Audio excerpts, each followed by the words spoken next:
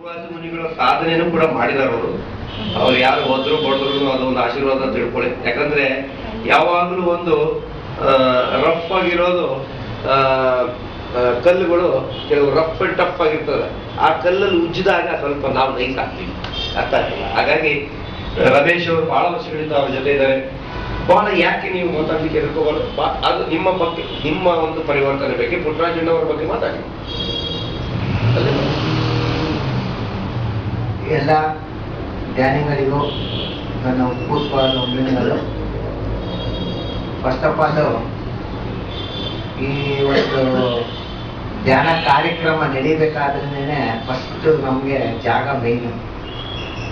ಎಲ್ಲಿ ಯಾವ ಕಡೆ ಜಾಗ ಮಾಡಬೇಕು ಅನ್ನೋದೇನೇ ಐಡಿಯಾ ಬರ್ತಾ ಇರಲಿಲ್ಲ. ಫಸ್ಟು ನಾವು ಸ್ಟಾರ್ಟಿಂಗು ಇಲ್ಲಿ ರಾಜೇಶ್ವರಿ ನಿಲಯ ಅಂತ DVG ರೋಡಲ್ಲಿ ಕ್ಲಾಸ್ ನಡೀತಾ ಇತ್ತು. ಅಲ್ಲಿ ಒಂದ್ಸಲ ನಾನು ಹೋಗಿದ್ದೆ. ಸರಿ ಹಿಂಗೆ ಪುಟ್ಟರಾಜಣ್ಣ ಸಿಕ್ಕಿದ್ರು. ಹಿಂಗೆ ಬನ್ನಿ ಹೋಗೋಣ ಅಲ್ಲಿ ಅಂತ ಅಂದರು. ಅವರು ನಡಿ ಹೋಗೋಣ ಅಂತ ಅಂದ್ಬಿಟ್ಟು ಸುಮಾರು ಜನ ಬಂದರು. ಅದರಲ್ಲಿ ಪುಟ್ಟರಾಜಣ್ಣ ಅವರು ಸರಿ ನಾನು ಅವರು ಜೊತೆಗೆ ಹೋದ್ವಿ ಒಂದ್ಸಲ. ಆಮೇಲೆ ಅಲ್ಲೇ ಕಾರ್ಯಕ್ರಮ ಎಲ್ಲ ನೋಡಿದ್ರು. ಆಮೇಲೆ ಶ್ರೀಪಾದ್ ರಾವ್ ಅವರು ಕ್ಲಾಸ್ ಮಾಡ್ತಾ ಇದ್ರು ಅಲ್ಲಿ ಮುಂಚೆ. ಅವ್ರಿಗೆ ಆ ಕ್ಲಾಸು ತುಂಬ ಹಿಡಿಸ್ತು. ನಮ್ಮ ಸೇಮ್ ಟ್ರ್ಯಾಕ್ ಒಂದ್ಸಲ ಇಲ್ಲಿ ಕಬ್ಬನ್ಪೇಟೆಗೆ ಓಪನ್ ಮಾಡುವಂತು ಅಂತ. ಸರಿ ಹಿಂಗೆ ಕಾಫಿ ಕುಡಿಯುವಾಗ ಮಾತಾಡಿದ್ರು.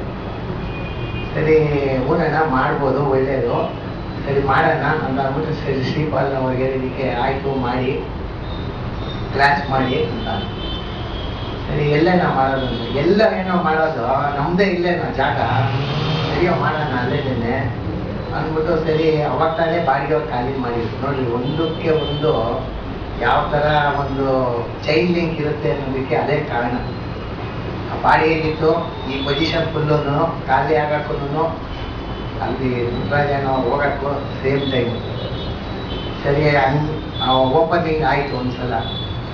ಓಪನಿಂಗ್ ಆದಮೇಲೆ ಅವರು ಒಂದು ಮೈಂಡ್ ಲೆವೆಲ್ ಥಿಂಕಿಂಗು ಯಾವ ಥರ ಇರುತ್ತೆ ಅಂದರೆ ನಾವು ಯಾವ ಥರ ಎಕ್ಸ್ಪೆಕ್ಟ್ ಮಾಡಬೇಕು ಅಂತ ಅನ್ನೋದಕ್ಕೆ ಎಕ್ಸಾಂಪಲು ಎಲ್ಲೂ ನಾವು ನೋಡೋದೇ ಬೇಕಾಗಿತ್ತು.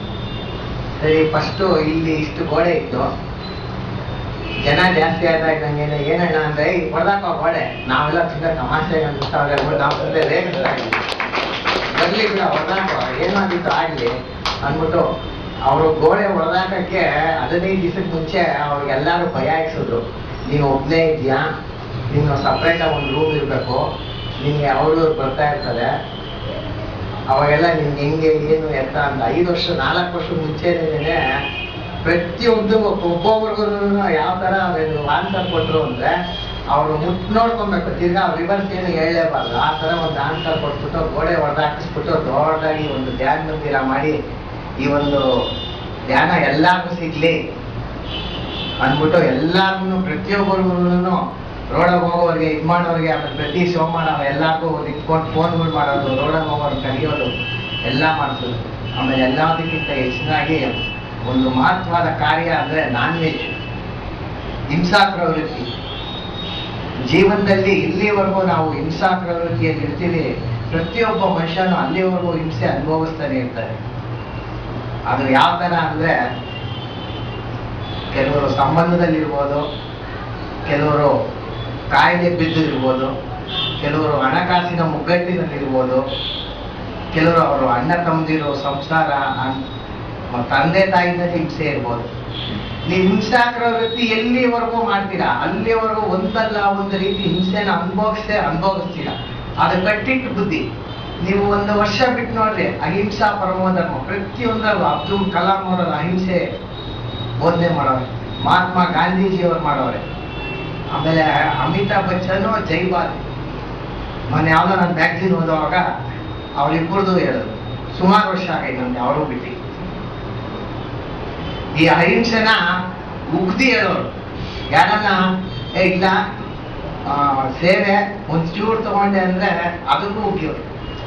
ಅದು ಏನು ಅಂತ ಅವ್ರಿಗೆ ಗೊತ್ತಾಗಲ್ಲ. ಅದು ನೆಕ್ಸ್ಟು ಅವರು ಅದೇ ಹೇಳ್ತಾರಲ್ಲ, ಫಸ್ಟ್ ನಿನ್ನನ್ನು ನೀನು ಅರ್ಥಕೋ, ನಿನ್ನನ್ನು ನೀನು ಇದು ಮಾಡು.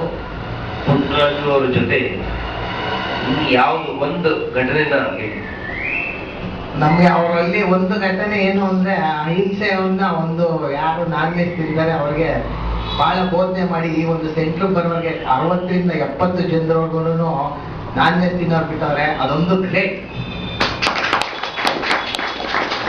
ಥ್ಯಾಂಕ್ ಯು ಇಲ್ಲಿವರೆಗೂ ಮಾತಾಡಕ್ಕೆ ಅವಕಾಶ ಕೊಟ್ಟಂತ